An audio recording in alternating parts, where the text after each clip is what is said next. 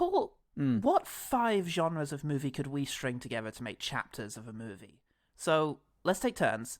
Okay. You start. What genre is our main character's teenage years? Musical. Musical teenage years. Big opening number. Streets are filled with dancers. 15-minute dance sequence. It's in the heights. It's everything you want. Yeah. Okay, 20s. I'm gonna say disaster movie. Yeah. First scene ends with them all on the street, like it's another day of sun, looking up, and then disaster hits.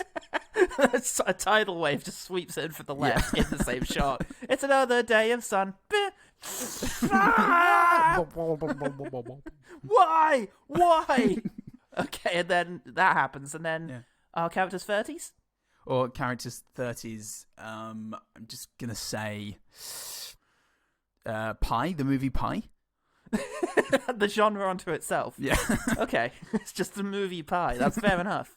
So immediately afterwards, the main character is devastated by this tidal wave and just decides that the numbers have the answer, but is involved in a sort of weird Jewish conspiracy. I haven't seen Pi in a while. There's some sort of cabal anyway, and he finds a Fibonacci sequence in the monsoon that's about to sweep away everything he loves, and it's a race against the clock. Oh shit! It's a race against the clock until he gets to his 40s, at which point it does become a Mike Leigh style kitchen sink drama. Ooh, yeah, okay. So it turned out this whole time the head of the Jewish conspiracy was her father. Oh god, and he wants her to get an abortion. He wants her to get an abortion. But it's her choice, goddammit. Yeah. It's her choice to not have that and to bear this child, which leads straight into our character's 50s, which is... sort of period schlock horror in a la Pride and like Prejudice Pride and Prejudice and Zombies. Yeah, exactly. Yeah. And the baby within her is... It's a monster born of the tidal wave, but a different tidal wave, because we're not going to tie any of these things together. Completely irrelevant. Never detached, look back. Yeah, unrelated tidal wave. And is trying to get at her from the inside. Yeah? Yeah. Oh shit, and then it becomes Inside, and that's your epilogue. Yeah. Is Inside, the horrible French film. Yeah, I was going to say, is it the horrible French film, or the horrible foray into mental health from Bo Burnham? No, I said film made, not special. Oh. It's going to be nothing but burns for the next year. The next 9 months, mate. Get ready, everyone.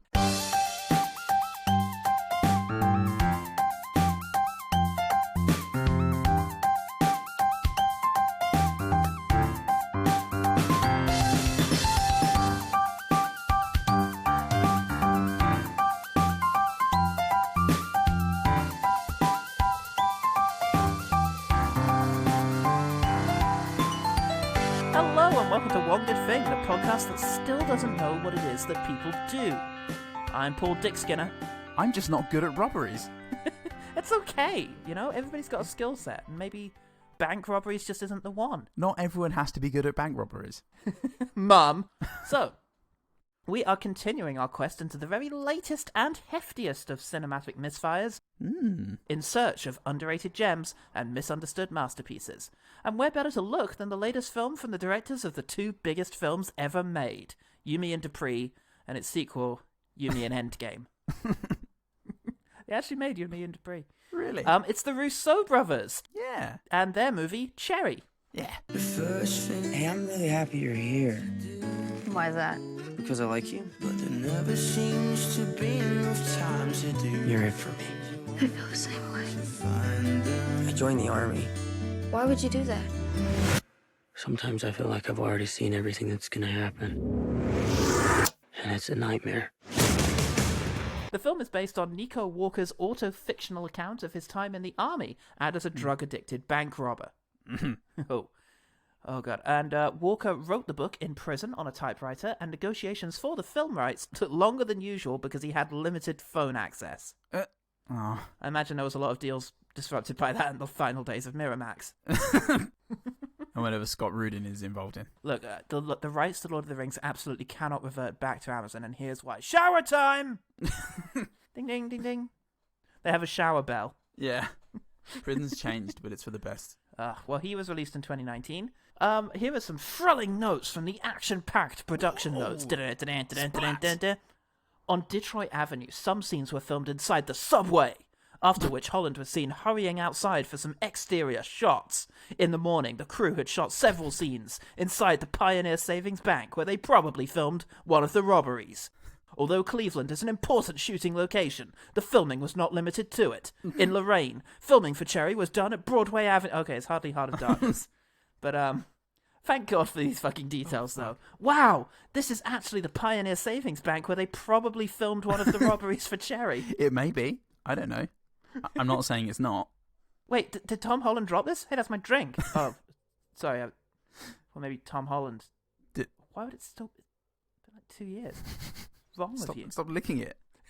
Stop licking it. Oh, fucking hell. Well, critics received the film like a bloody joker in their unit.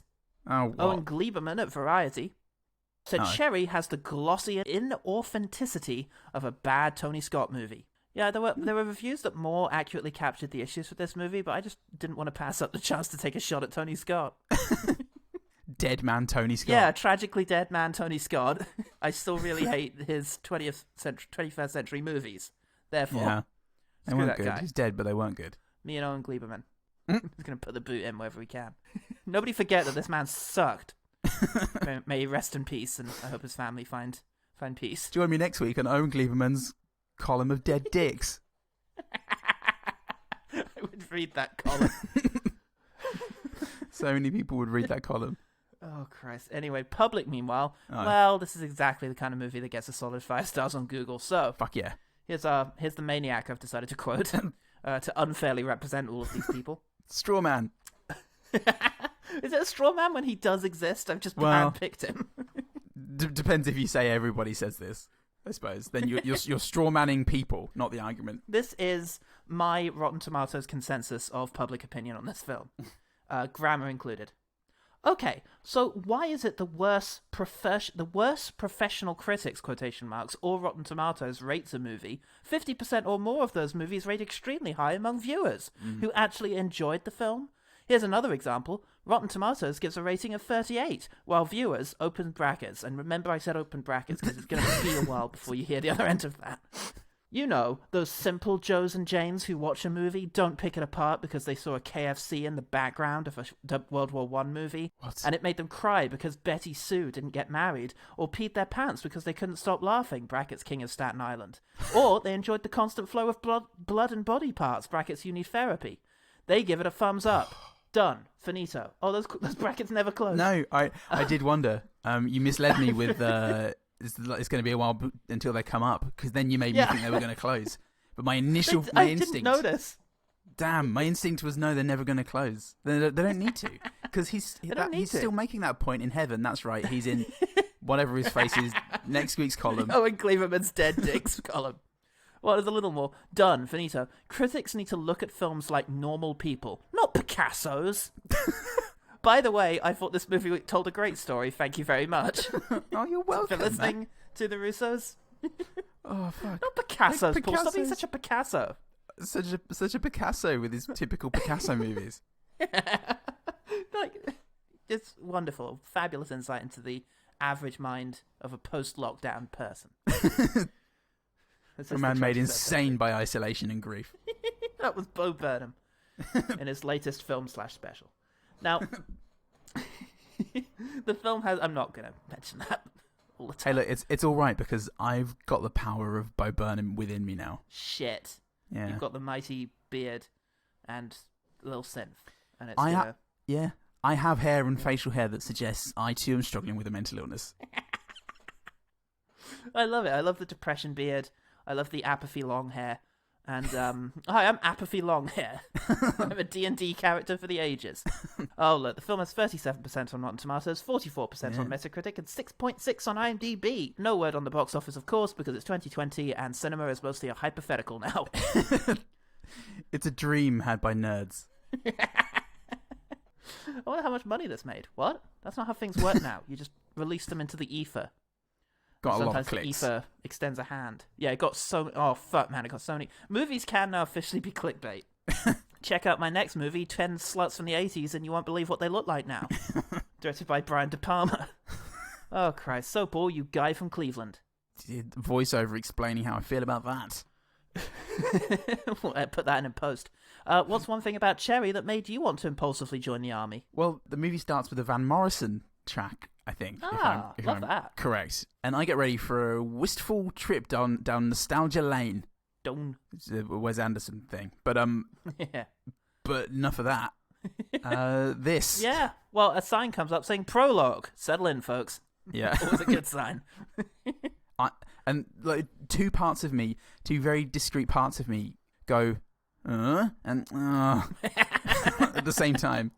Fuck yeah, but conflict. But I tell you what, Paul, we see him robbing a bank, and then the voiceover's like, how did I get into this crazy predicament? Well, for that, we've got to go back a ways. All the way back. Hey now, you're an old... Genuinely, the timeline would have been alright for that. They're hacks, the Russo brothers, to not cut to all stuff. It's like not covering 9/11 if your movie takes place that year. You've got to have a bit where everybody looks at a TV and says, oh my god. Anyway, Hey Matthew McConaughey, what are you doing in this advertising agency?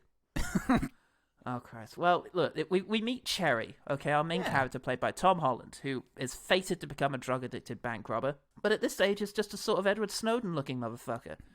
Yeah. We experiment with a blur effect, in which only the girl he's talking to is in focus, which makes me feel weirdly anxious, and I wonder what that's all about. But don't worry, though, it's not going to happen again. Not for that reason, anyway. He has got a voiceover, and he explains a bit more backstory to us, and I am having Life Itself flashbacks. I have PTSD from Life Itself, and triggers can put me back there. I really liked Emily, but I'd already promised Madison I'd catch the Greyhound bus and go and visit her at school that weekend. She was staying in a dorm room, and her bed was too small for 2 people, but at least her roommate had gone home because... Her grandmother died. Yeah, I make many, many notes about how I'm feeling about this treading so closely to life itself. Well, yeah, because we are getting near constant voiceover, which often happens with adaptations from books. But hey, if you were adapting this, could you lose this prose? Then I'm going to cut to something really unfair.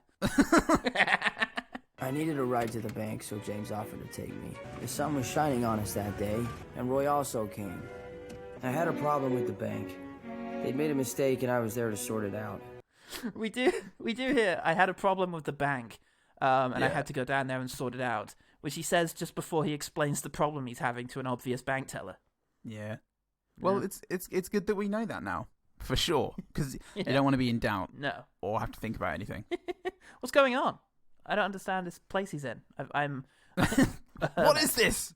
I live in the north. None of this makes sense. And I love the fact that in his early scene with him hanging out with his mates, we set up the idea of joining the army, drug habits, and animosity towards banks. Because he can't just be desperate and need money. No, he's got a grudge against banks that he's going to settle. Yeah.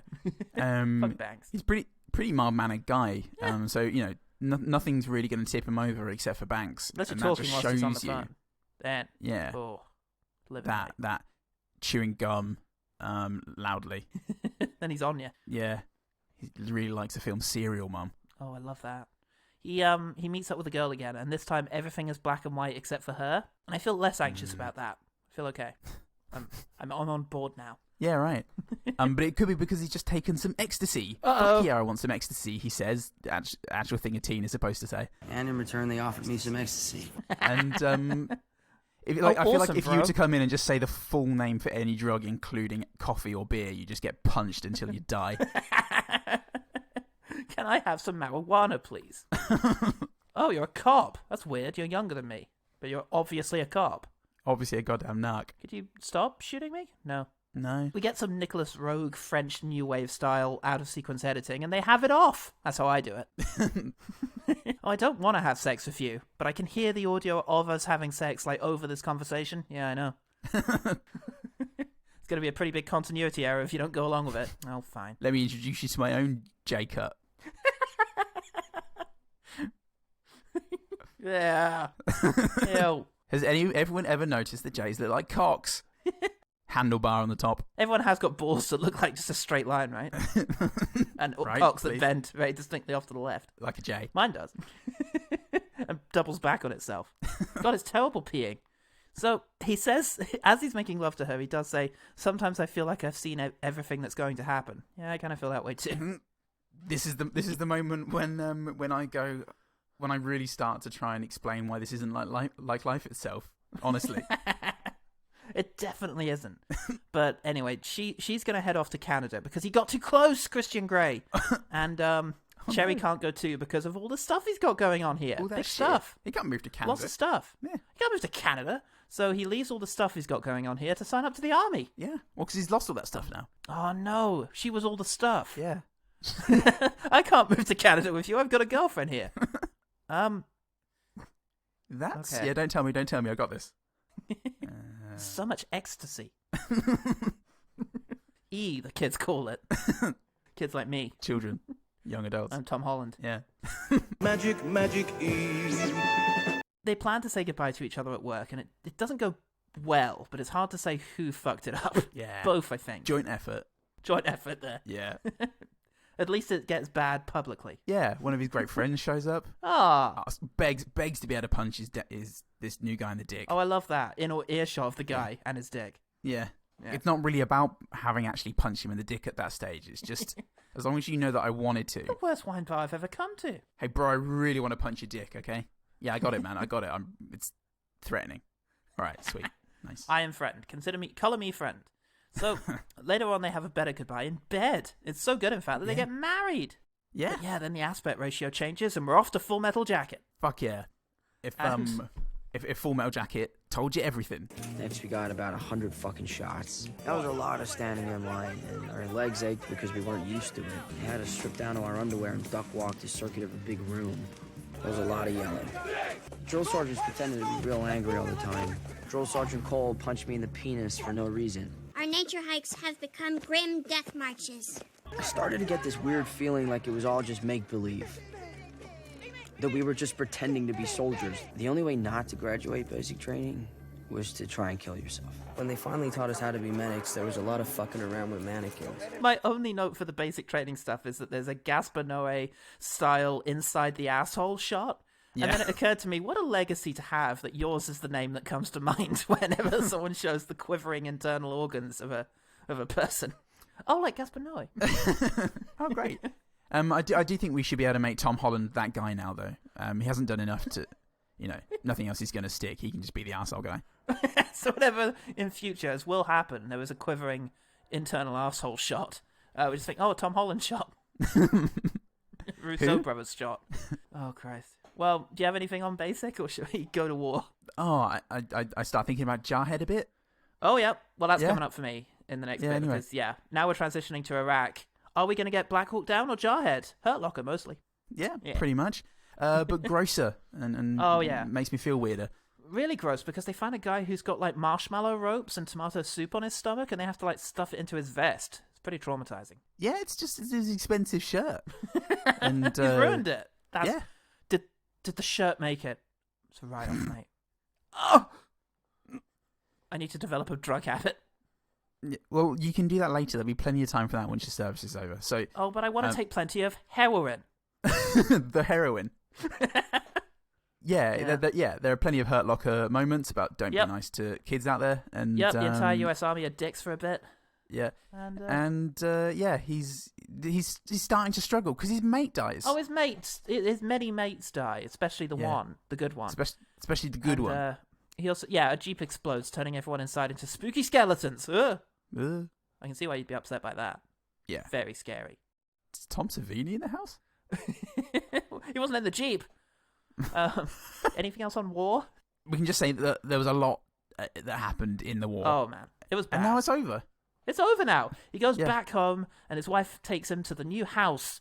And the idea that a waitress can afford a house that big in Ohio traumatizes me.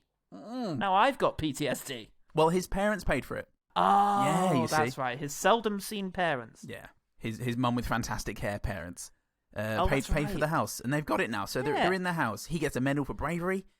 Fuck yeah, he's so brave. Yeah. And now we're going to do Deer Hunter, Punch Drunk Love, and the better parts of American Sniper for a bit. Yeah, sweet. I haven't seen American Sniper, and I ain't gonna. It has some good bits, but also a lot of jingoistic bullshit, which is missing from this. So this already has it over American Sniper. I'd probably say I prefer this to American Sniper. Yeah, well, look, so far this has been an absolute nihilistic dead end, and I, for one, am game. He goes to a Danny Boyle-style psych session with Dr. Whomever. Seriously. Yeah. And he decides to give him drugs. So now they get to be beautiful, attractive drug addicts together. Yeah. They will get pale and sweaty later on, but they will also stay quite hot. Trainspotting was pretty much DTF as far as I'm concerned. Yeah, my next... I mean, yeah, Ewan McGregor. It's hard to make Ewan McGregor unfuckable. Danny Boyle did his best. Yeah. But yeah, we're going to do Trainspotting, Beautiful Boy, and the Bubbles part of The Wire now. Yeah, and we have now mentioned all my one better things. So we no longer have to do that bit. Save some time there. Jack Reynor shows up. Yeah. He's playing the guy I will never recognize without mistaking him for 3 other dudes first. So you got Chris Pratt. Yeah. Who the Who other did I two? think he was? There was someone else, and I thought, well, no, it's obviously not him, because what would he be doing in this Armando tiny role? Iannucci. It's not Armando Iannucci. Way off. He just looks a bit like Seth Rogen when he's roomier. Yeah, okay. I was like, yeah. there's no way Seth Rogen's here. No, that'd be weird. Nevertheless, he's here, continuing his trend of playing assholes. Yeah. Can you stop being such a flaming fucking pussy, dude? So now I've got to rob a bank because you're a fucking pussy? He's also playing the really bad guy from American Animals. And he learns the importance of not leaving drug addicts in charge of guarding your drugs. Drugs, yeah. Oh, what? You'll never guess what happened. I really trusted you. You seem so trustworthy, and your sweatiness. Your desperation for drugs, no matter what. Yeah. Oh, God. Well, now they need to pay off the drugs they did. Yeah, from Black. Yeah, from Evil Black. So now this is going to become the place between the pines and the old man and the gun. Sorry, Yeah. the old man and the gun, and I got confused. And it's placed beyond the pines. Prepositions, there's no time for prepositions in Cherry. There isn't one in the fucking film's title. You need not concern yourself with them, listeners at home. Oh, God. Oh, well, Tom Holland, whoever it is in this. That's Tom Holland, isn't it? I'm thinking of Tom Yes. Hollander, the scary one. Tom Hollander is the scary one in what? Anna? The Night Manager. Yeah. And Hannah, yeah. Yeah. But he's also been the lovely one in Rev. Anyway. Yeah. And in the Loop. Anyway, whichever Tom Holland-ish is in this. Oh, yeah, in the Loop. He's got a bit of insight for you. The problem with being a drug addict is that you're addicted to drugs. Oh, that's really insightful. The central problem of being a drug addict is that whenever you get flush, you spend it on dope until the money's gone, and when the dope's gone, you get sick. At which point, you need to find more money. See, I had hoped not. But I was really waiting for the downsides of this. yeah, And, shit. That's quite a deal breaker, actually. I'd crossed fingers, and I just thought I'd do the drugs. And I'd just do so many that I'd forget. I was hoping you were going to say it's a little trickier to do the whole work-life separation thing, but, yeah, being addicted to drugs. Don't want that is the thing. That's not going to work great for me. It's not going to work great for me and my drug habit. So he starts robbing banks to fund his drug habit. And they go super smoothly, just like they definitely did in real life. Yep. And she ODs now, the girlfriend, who's also been a drug addict. So Oh, yeah. she ODs, and I guess this is going to be the lowest moment. You know, things have got to change now. Anyway, that's them being drug addicts and robbing banks. Yeah. Well, there's a relapse thing in there, and that's It's a cycle. That was painful and difficult to watch. It is hard to do relapse when you've committed like the 20-minute segment of your 2-hour and 20-minute movie to the drug bit. Yeah. You got to relapse pretty quick. Which, hey, it's how it happens. Yeah, it's how it happens, you know. Can't all be Beautiful Boy committing like half an hour of film to recovery and then another throwing it all the relapse. fuck away. Yeah. 7 Christ. relapses. It's a great But film. look, speaking of Beautiful Boy. relapses, is 2 times enough to establish the fact that we have in-world visual gags? Probably. Great. Banks Fuck America is the name of the bank that they rob next. Paul, I don't know how to break this to you. There's about 78 visual gags throughout the film, and I saw 2. It's the same idea, just happens a lot. It happens so many times. And this is in-world, right? You're not referring to like the text that would appear sort of, meta-narratively. No, like during yeah. the basic. In-world, printed on shit gags. So you got the Doctor Whomever, there was a Sergeant Whoever Oh, okay. earlier. Yeah, and all the banks were called different things like I love that. capitalism, something blowy. Love it. Love all of that. Yeah. Fantastic. Yeah. I do like the fact that we do dwell on Banks Fuck America, though, just to make sure we don't miss that one. They like that one. Yeah. Even though it doesn't work as a pun, it's just a thing. Well, look, this robbery doesn't go great. Better than American Animals, which also is what we're doing now, but not great. And he's getting sick of this. It's not very fun. So he asked the teller at the last bank to just hit the alarm. Oh, he let them win. They didn't catch him. Yeah. Well, he made a cry. He made a cry, and that was it. When all the tellers were handing the money over with a stoic look on their face. Or sass, like they had it coming. Yeah, I think you're a hero, but I just respect you too much to give you the satisfaction. I think that was fine. Yeah. But now Vanessa's crying, and he decides, it's time to go to jail. Yeah. Just after one quick hit. Well, yeah, he goes into the street and visibly takes drugs in front of everyone, but he's white, so he just gets arrested. Yeah. And now it's time for the final part, quick prison movie. Just get a quick prison movie in there. Yeah, quick one. And this one is a wordless montage, which is very refreshing. And it's the kind of flight or blow kind of prison, so it actually helps him, and he's better for it. He grows a recovery mustache. Yes.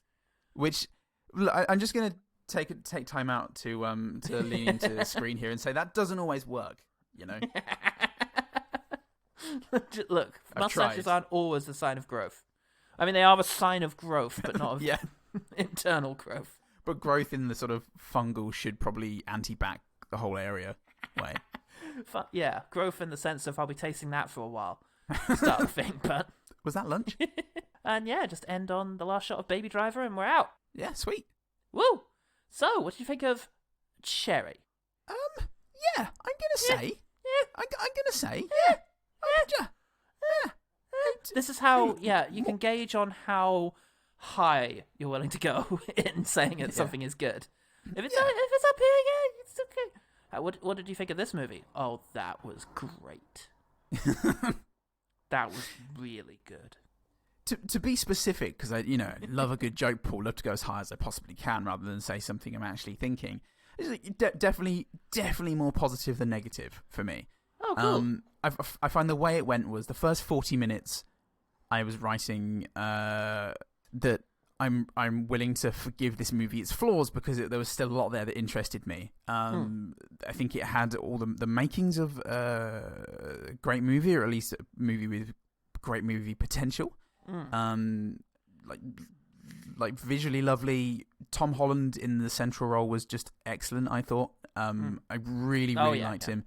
Agreed. Brilliant performance. Some of which we mentioned in the quickfire. Not all of it, though. You have to come find me for that. And I was thinking, okay, it's missed opportunity because of the fact that it forgot that it's adapting a novel and it's not a novel itself. Yes, that is an issue. Because it has the monologue, the narration was so distracting and so constant that the problem was it was telling my brain to relegate everything else happening on screen to background. Yeah. Yes. And everything else, it just seemed unimportant by comparison because it was giving us all this, lovely poetic prose in this like Terence Malickian drawl. And very minimalist in its style for the most part. It was a kind of blunt approach, which quite often I found was fairly effective in terms of what was going on screen. Yes, it made me want to read it. Yeah, sure. Yeah. But as a visual medium, it just wasn't working for me.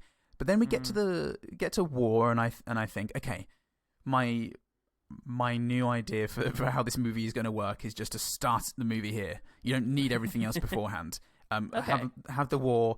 He has PTSD. We can still learn about him. He can make friends, on tour, and we will still know about this guy enough that the rest of the movie is going to be great. And then the rest of the movie happens. The fucking narration falls away. There's a lot less of it in the addiction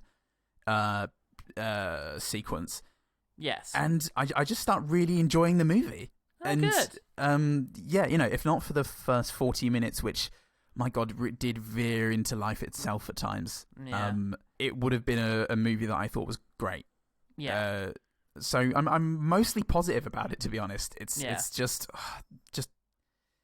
needed to be stronger about its medium, its format, I think. Yeah.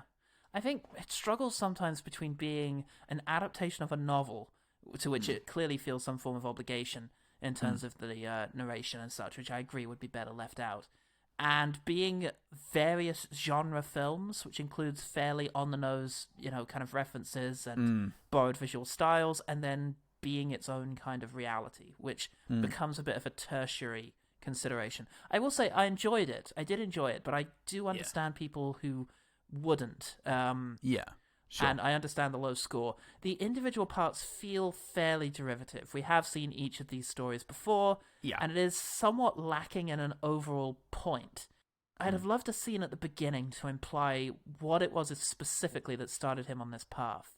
What fundamental failing in society or in his character started him on this cycle of self-abuse. Do you remember the scene in American Animals where Evan Peters, is pulled into the gym's office, and he's like, you worked really hard to get to this college, and you're fucking it up. You're a massive disappointment. Yeah. And he just says, actually, I think you're the big fucking disappointment. Yeah. And you're wondering why I worked so hard to get here? I'm wondering the same thing. Just something to really put it on there as to what it is that's wrong with this guy, which in the book is more about systemic drug abuse, because this is set during the opioid crisis. Yeah. So there's drugs everywhere, and there's little bits of that, but it doesn't feel like driving action. No. And in fact, the plot does seem to get started from a misunderstanding, the Canada thing. Yeah. It just seems like, well, fuck you, I'm going to do this. And then that kind of leads on to this cycle of self-abuse. Yeah. And also, I think the book carries more with it a stronger sense of America doesn't treat its veterans well enough. Yes. We need a couple more of those scenes from The Master, the only movie this didn't crib from. The shitty rehab, the bad jobs that he's forced into, just the complete lack of support. You do have a scene of him failing to get good treatment for PTSD. But the PTSD, I found after a really strong segment with that, which I enjoyed a lot. Yes. Sure. Very affecting. The PTSD did fall away into its drug abuse narrative, but I wasn't bored. I was not bored, and I found the episodic structure kept things moving. The runtime flew by for me, actually. It did not feel like 2.5 hours, which it nearly is. I found the visual style really engaging. It was a fair few borrowed things. It's kind of Edgar Wright by way of Goddard. But it really got me early on, actually, in the part that you'd like to cut, with... There was something, I get rid of the narration, but there's something weird going on in that first part where he meets her for the first time. Something dreamlike. Everything's hazy, and maybe it's because he's on drugs so much, but there's just something really unsettling and strange that undercut the sentimentality that I thought this movie was going to have based on the Russos' previous work. And it lent the whole thing this weirdly nihilistic feel that really saved it from the self-satisfaction and empty philosophizing I felt in life itself. Yeah, for sure. Well, on that note, and a point you made earlier about sort of not feeling like there was any one particular point, I guess it's a couple of issues there. Is one, it's like what I got from it was the nihilism of like modern existence and the state of the world as it is, just driving, especially our generation, we're just screwed. Into this malaise, and he joins the army because he just says there was nothing better to do, as though it's like as easy as joining a football team or something. But then therein you have the problems of adapting a novel. If you're going to be as faithful as this film tried to be, you're still not going to be able to include everything, so you don't give it the focus it needs to justify all the decisions that were made, But so it's hard. It really, but then weirdly, come the end of the film, my note about cutting off the first couple of segments for brevity and to make this a tighter movie, I wasn't really feeling that, because come the end of the movie, it felt like a much more complete story, and I wanted, I did want everything. But yeah, it just needs more focus, and focus is what I really was lacking here. Yeah. Focus and just try and stem away from, because I couldn't help but feel a couple of times that I was seeing an homage to the movies as opposed to the reality. Yes. And it's of course based on that's the other complicated thing, is that it's an auto-fictional book. So the book is, by its own admission, not solidly real. It's, inspired by his real life. Yeah. Which makes it complicated. So finding the reality at the heart of this thing becomes a tricky prospect. You can, yeah. I'd be curious about reading the book to see if it does focus or fix on one or two sort of key factors. I assume it's going to be brimming with nihilism, but yeah. You said it was the opioid crisis and the sort of like flippant treatment of mental health. Yeah. You want nihilism? The book ends with him sat on the street shooting up one time whilst the police are coming. There's no epilogue because, of course, he wrote it in jail, so that epilogue didn't exist. So it literally ends with... He starts with that bank robbery and ends with it. So it's a very bleak kind of story. I do want nihilism, Paul. You were right. Yeah, and I just think the only other thing, really, that I had an issue with was the negativity that it wore on its sleeve. It's a nihilistic negative piece, and that's not what bugs me. But the sight gags in themselves bespeak of a they bespeak a deeper lack of depth. In pertains to what I said earlier about the Full Metal Jacket sequence, but it's just telling us how bad everything is and showing us everything. It was just a little too easy. I mean, it was spoon feeding us. Yeah, it wasn't saying anything controversial like, the army's bad, banks aren't different, drug abuse isn't good. Like, it's not really saying anything explosive, and you might wonder, what is it then I can learn from having seen this experience? You know, which is again the same issue as life itself, but this was far more watchable. And for sure, it's mostly just that the fiction, you know, in the actual book, if it's a sort of stream of consciousness style narrative, or just this sort of rambling narrative, you can talk about the negative aspects of war, or like why you shouldn't join the fucking army and so on and so forth, or how shit life is in this nowhere town just with nothing better to do than get wasted. But I feel like Deer Hunter, you know, got that across better. The idea of the quiet desperation of these men. Yeah. And in a movie, you know, you need to see it. You need to feel these moments. You can't just have them all taking ecstasy and saying, "Oh, they're just going to take some ecstasy now." Yeah, and trying to do a sort of David Fincher style sort of comedy as well. Because all it amounts to really for me is this feeling that it's trying too hard, reminding you at every opportunity that this is a terrible place or some people are bad, and there was a constant need to make it horrible, which then felt disingenuous. And that the first time I really felt like the movie sat with something that was difficult was like one of the best moments of Tom Holland's for me, when he's naming the people that are in the truck who died. That was great. Yeah, and it finally sat with a terrible moment, and I've started to really fucking feel the disappointment and nihilism that he'd been going through. Absolutely, because we can focus in on Tom Holland, who is really great in this. He plays it early as, for me, a kind of grunt. You know, like, he doesn't give off main character vibes. You know, I didn't feel like he was more thoughtful or reflective necessarily than his friends. He's just a kind of rubbish guy who makes dumb decisions throughout the movie, and that makes him very interesting. He's not someone you can rely upon to necessarily pull himself out or do the right thing. Yeah, he is an anti-hero in that sense, and as he sinks further into depravity, none of it feels improbable.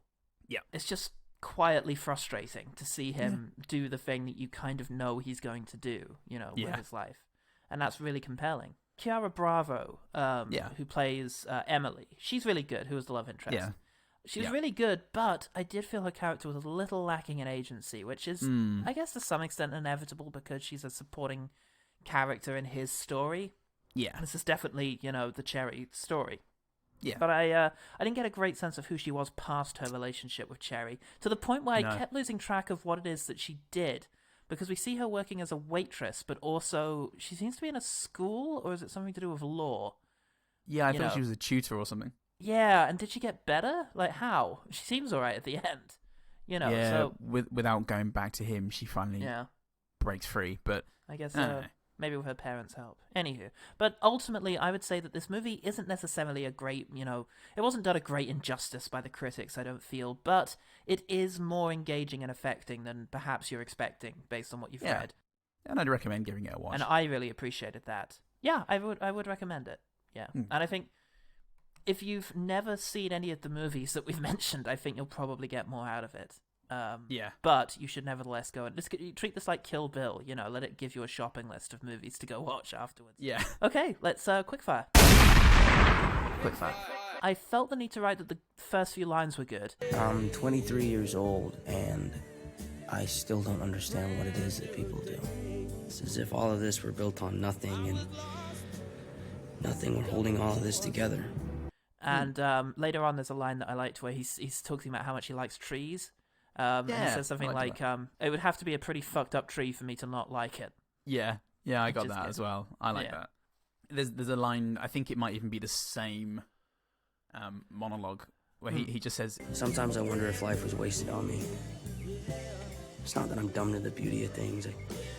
And there's just something about dumb to the beauty of things, which feels like peak Malick.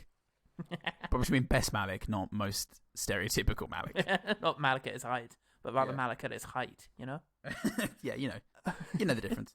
I like the cool effect on the bank teller, who, when she is telling Cherry that he can't get his money back over a technicality, she's faceless and just like a dark silhouette. And then later on, when he comes to rob the place, she fills in and becomes a person, which is on the nose, but it was quite good. It was a good effect, and it articulated without narration. You could have easily just had, and suddenly she seemed like a real person to me. And, it was good to do that visually. Yeah, when the film did things like that, it was way more effective. The score, Henry Jackman's score, I thought was excellent. Yeah, I thought it was fantastic. Yes, I have that. There's a great moment, I think, where he's up for some reason. I think it's during the PTSD rather than the drug abuse bits, but I might be wrong. I think it's around the time when he sees himself in a mirror, and the mirror herself is just staring at him.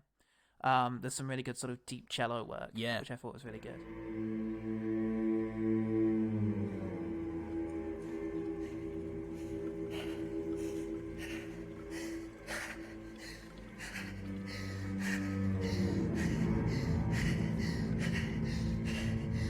There was some like Mika Levy style stabs in there, which I thought were great. Just really creepy stuff.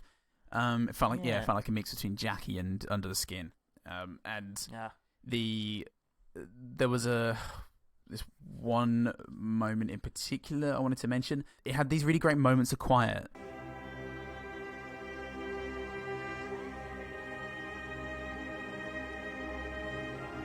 Bespeaks like lapses in anxiety and the nostalgia that fills the space. They're lying in bed talking about how good things used to be, and I think he's remembering the ribbon that she used to wear, and it's just after that she starts taking OxyContin to deal with his habits.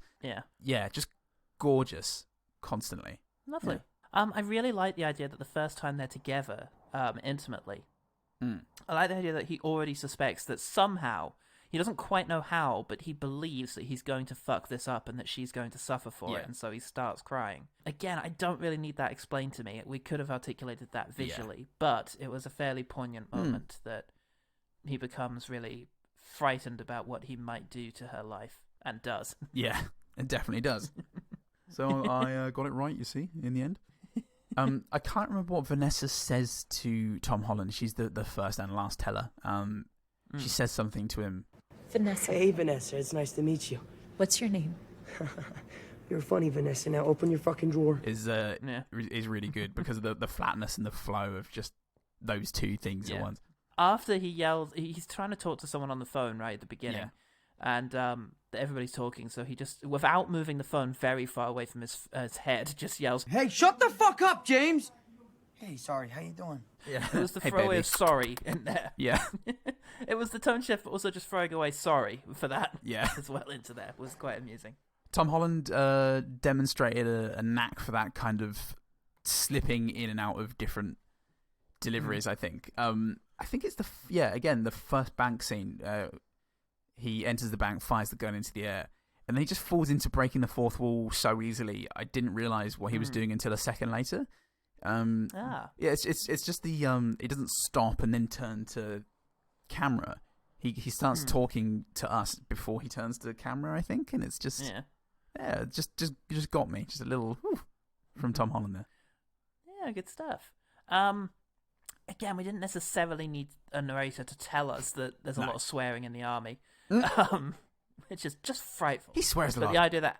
The idea that hands were dick skinners is quite pleasing in terms of drill sergeant stuff.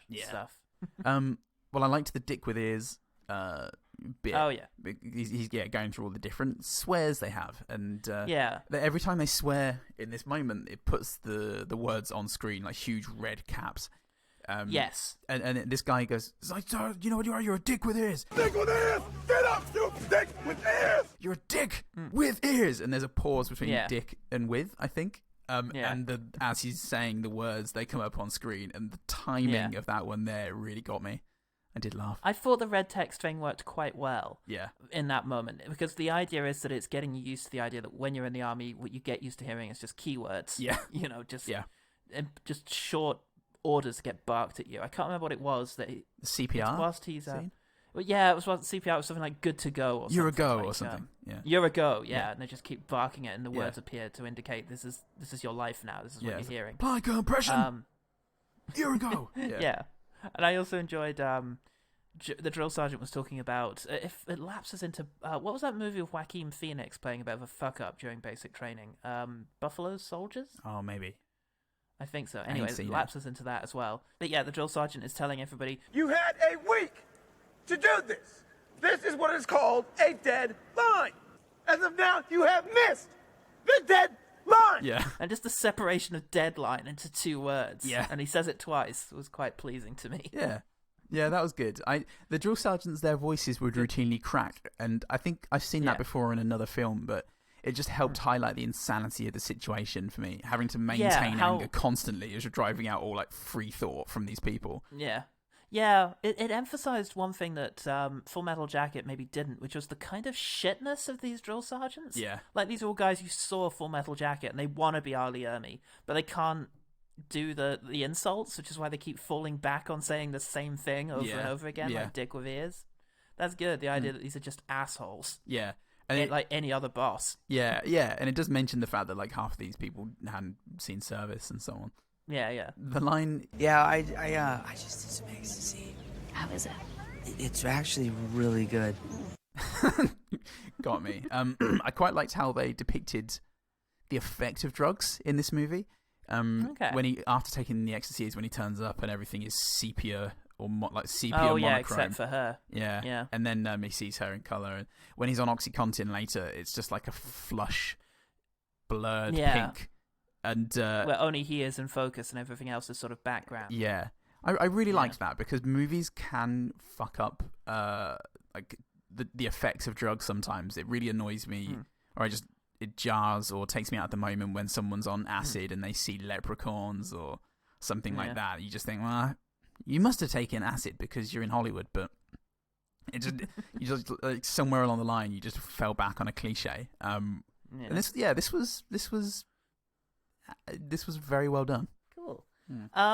Pebbles and her story is a good little microcosm for the short-sightedness of US involvement in Iraq.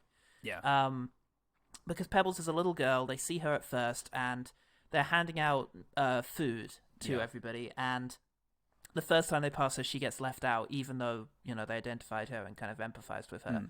And then later on, Tom Holland gives her specifically some food, and she immediately gets sort of beaten up and has it taken away from her, so it makes the situation worse, which, in terms of aiding the cause of democracy in the Middle East, is a pretty good sort of analogy for that. So, yeah, that was quite good, considering it didn't comment too much on the pointlessness or unwelcomeness of the American involvement in Iraq and focus more on just sort of the hellish experience of the US soldiers, as most war movies do, you know. It was nice to have that little human cost thing there, as well as, a little reminder, hey, this was pointless. Cool. When we see Sergeant Whomever, his little name tag is on the desk and it's not drawn attention to, and I enjoyed that. Yeah. Yeah, Doctor Whoever was a bit more on the nose later on. Yeah. Pretty horrific bodies in the Jeep. Yeah. That was good. The way they were sort of completely dehumanized and, just looked utterly horrible as he was staring at them was... Yeah, definitely. Yeah, that was good. And that whole sign, he's naming the people in the Jeep and where they were sitting. It's just Tom Holland was fucking excellent. That was a blessing. Our driver was Yuri. Our gunner was Batista. And then... And that's Private Jimenez in the back. I can't say enough good about him from this. Yeah. I really hope he gets involved in some better stuff soon. We've got another Tom Holland coming up either next week or the one after. Yeah. I hope he finds his place a bit better soon. Yeah. He's hoping. Yeah. Oh, God, he's going to be a three-man because he was in Doolittle. Oh, shit. He was barely in Doolittle. Yeah. Maybe I'll just cut out the "your films are shit, mate" bit and just sounds of me smooching. Well, you could add the but you're not for the first time since I can't even remember. I think it was Nicolas Cage who got the first but you're not. Oh God, I should have to go back and do that to every single one. And now I've thought that I don't have to do it at all. Ah, what lovely, Great. God, isn't altruism great? Because it's implied. There's a scene where Tom Holland is sneak drinking when he's a waiter and he's getting hammered after his little bust up with Ciara Glover. Yeah. And he keeps just ducking down behind his mates to drink a shot and little things like that. And it was just a dynamic Very tight scene. montage. Yeah, I enjoyed it. Yeah, that's good stuff. Really good theatre they go to. They go to a theatre where the whole point is to have a really tense pun-drunk love style interaction with a stranger. But I really liked the theatre. It looked lovely. At first I thought it might be a cinema, and I was like, fuck, that's a good cinema. Yeah. But it wasn't. It was just an amazing big theatre. Yeah. That scene was horrible in general. It was horrible. Just, man. Just the sort of the social anxiety that caused.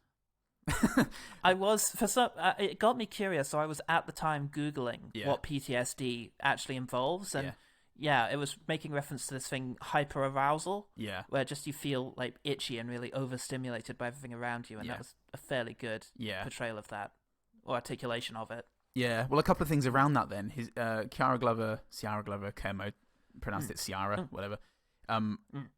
Throughout that whole sequence, just not knowing what to say, utterly impotent, was really hard to watch. But on the other hand, Tom Holland, his performance struggling with that, the sort of the dream, the nightmares, and the general barely holding it together, was heartbreaking. Really heartbreaking. Yeah. Absolutely. When his fuck-up friend breaks into the wrong house in order to come visit him, the guy in bed just wakes up and just says, "What? Hey, man, what the fuck was you?" It's great. Who dis? New house, who dis? He and the friend who breaks into that house, they take OxyContin and they go into this bank to see if they can switch over, like, I don't know, power of attorney. You get. Yeah. He wants to pay his welfare checks or something. Yeah, and the camera is kind of groggy and unfocused, and it's hazy definition. And they walk very, very slowly and sluggishly to the steps, and then up the steps to the bank, as the camera, mostly keeps them in the center. Just another nice little moment there. They didn't draw too much attention to it, but it was a little nod, a little shout out to OxyContin. That. Well, speaking of a subtle moment, when he throws up down his shirt and into his shirt, he starts to throw up and so quickly kind of pulls his shirt up so he can do it down his top, the inside of his top. That's pretty awful. Yeah. That really is just the worst. Oh, God. Fuck yeah, kids do drugs. The fucking guy in the bar, they have the balls to put a gun to a guy's head and blow their brains out. That guy. They there's an extended bit where this guy is out of prison and he keeps saying this one line to people, really driving it into the ground. And then at the end of the night, the bar's empty. Presumably, he sort of chased everyone away. He's talking to Cherry, and Cherry says he's joining the army. And he's like, "Why?" He goes, "Oh, didn't have anything better to do." There's a pause, and he goes, "Yeah, but do they have the balls to put a gun to a guy's head, blow his brains out?" And I think it had an anti-comedy vibe. Really drive home that guy is just one line so much that I started to believe that, he's a real human being.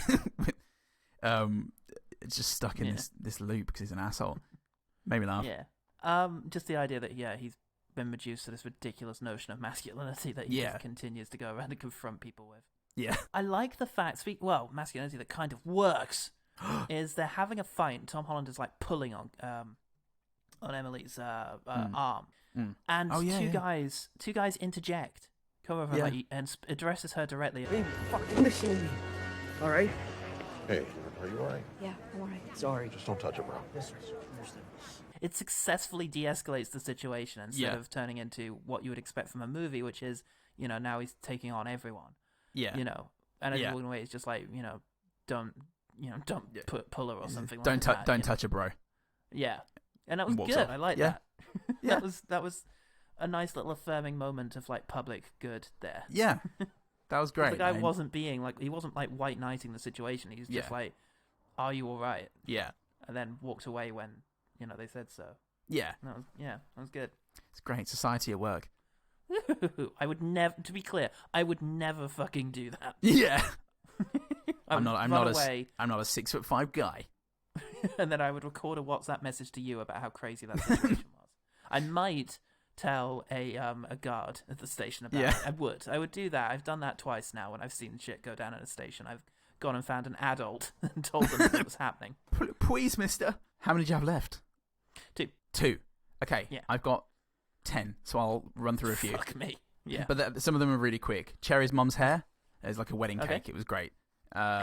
Something about a couple injecting each other, or what happened in this movie a lot was Cherry injecting his girlfriend was especially sad. I don't know why specifically. There's just something about like helping the person you love out of love tear their life abuse apart. themselves. It's pretty horrible. Yeah. And then Tom Holland's face, hair, and general body sweat as he wakes up after that bender, with the tourniquet around his thigh, was just nauseating. Yeah, absolutely. He looked like he was about to die. I actually only have one left. It is that I really like the way that they treated Black, the sort of big, scary drug dealer. He was largely in shadow. He has this weird eye tattoo, shaped like a skull, and just whenever he's on screen, he's menacing and creepy, and I like that. Cool. Okay, very quickly then. When Jack Reynor turns up and sees the safe has been broken into, he's strangling Cherry, and Emily bites pills and coke, and he immediately recoils, knowing and telegraphing that he really wants to punch Kiara Glover, like Emily, in the face, but he just he stops, takes a breath, and points at Emily and goes, like, "Oh, you're lucky." Oh, yeah, little. It was just really mischievous and really weird thing to happen at that moment, but just great from Jack Reynor. Gotta love Jack Reynor.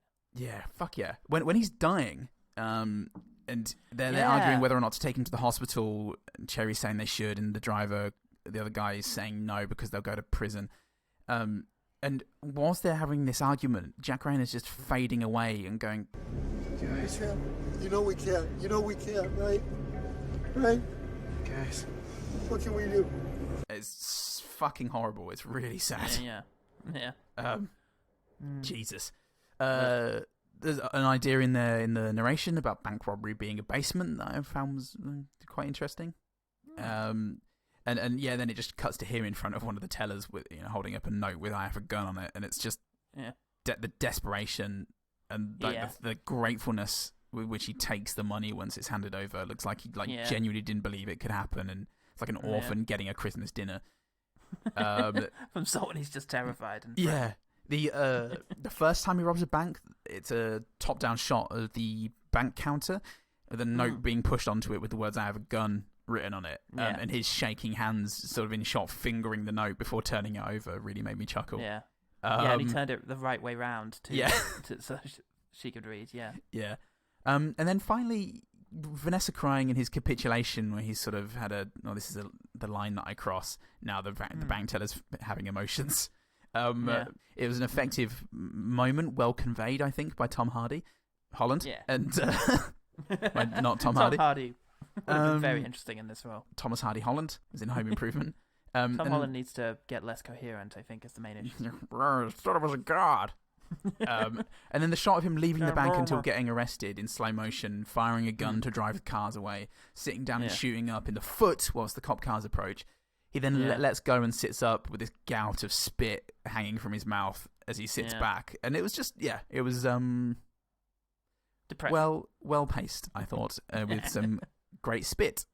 What did you say? Yeah, gotta love that. Good spit work. Good spit work, definitely. Yeah. And good stuff. Yeah. That's it. That's it for Cherry. So, did we hear anything from the one great team? Oh, gosh, I love that one great team. Dirty Dogs. Over on Patreon, I don't think it was specifically a good team, but a wonderful patron, Jem Newlin got in touch. Oh, yeah. Yeah. Good stuff. He said, maybe I'll watch Cherry and partake in a nice little OGT watch-along and contribute something constructive, which will be read out on the show, probably. Watch his trailer. Sorry, Paul, you're on your own. So I haven't seen the trailer, but maybe it really got across the insufferableness of it. But Jem, let me tell you. Got to push past that. It's worth a watch. Jem, it's worth a watch. Look, if you're going to spend 2.5 hours doing something, you know, it could have been Army of the Dead. So just count your blessings and watch Cherry. It could have been some of Justice League. It could have been half of Justice League. Oh, so Christ. count your blessings and just, watch this instead. Count your fucking blessings, everyone. Just checking Facebook. I don't think we Facebook. Facebook. Face it, book. No, nothing. Thanks, OG team. Thanks, OG team. Yeah. Oh, man. Well, in terms of one better thing, we don't really need to do this segment. I mentioned a lot during the rundown. Yeah. With the exception of Blow, I would say that I referenced only good movies. So I would definitely say check any of those out. Yeah, and I'd also recommend, people give this one a go if they have a couple of hours to spend and are curious about sort of, how the Russo brothers tackle a darker subject matter. Yeah, and aside from, the genuinely affecting moments, it is also, if you're going to watch it as a bad movie, it's a good case study for the importance of having a unifying theme in film, I think. I think it's a good demonstration of why that is important. Yeah. It works for that as well. But generally, I think you can have a good time with it. I think so. Good time, you can be engaged by it. That's what I think is a good time. I consider this a good time. I watch Requiem for a Dream for fun. I've seen Irreversible more times than I can care to remember. But Paul, how can people find out more about our blackened and withered arms? Oh gosh, well they can do so on Facebook and Twitter at OGTPod. They can send us an email at gmail at ogdpod@gmail.com. Do it. I forgot the main thing I was going to say that I was reminding myself of saying whilst you were saying the last bit, but never mind, I'm sure that will come back to me. I just want to thank I want to thank Mark Reed for being a new patron. Thank you so much. You're pushing us ever closer to that that one-shot D&D roulette-a-thon. It's going to be good. $75. Yes. We've got some crazy ideas. Yeah, got some crazy ideas. It's going to get wild. It's going to be very silly and wet. Wild and wet, not wet and wild, crucially. Yeah. You just can't get wet then wild anymore. People won't stand for it. Unless you're going to be showing off the titties. Not in these days. But look, you don't want to be a patron, that's fine. Just do something to increase the word of the polls. It really does make our day. Give us a review, that sort of thing. Give us a review, full stop. Yeah, give us a review. That would be lovely. Or just like it or share it or, tell one person about this ridiculous thing. You'd be amazed at how happy that would make us. Oh, you would. Genuinely would. Oh my God, as you look at pictures of us, just eyes curled in ecstasy. We'll send you those pictures. We'll send you a selfie of how happy we are that you recommended it to someone. Eyes curled all the way, all night long. I'm Paul Curled. I'm all night long. Paul Night Long. Remember, Paul Night Long. Fuck me, we nearly missed that. It's Paul I've ever wanted, colon, Paul Night Long. And Paul I've ever wanted about the Russo brothers' Cherry. It's Tom Holland and his depressing descent into madness and drug abuse that really made Cherry one to watch.